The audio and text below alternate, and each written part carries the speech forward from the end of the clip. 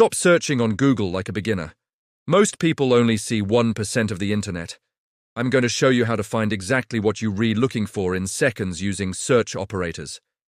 Did you know you can search Google for things that only happened between two specific dates?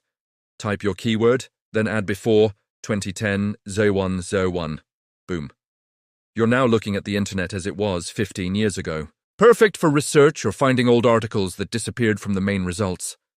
Looking for a specific template, a free guide, or a cheat sheet? Type your topic, then add filetype.pdf or filetype.pptx. Google will only show you direct download links for documents. No more clicking through 50 websites to find one PDF. If a website has a terrible search bar, like Reddit or some old blogs, don't use it. Go to Google and type site, Reddit. Your keyword. Google will use its massive power to search only inside that specific domain. It's 10x more accurate. Which one was your favorite? Comment Google if you want a part 2.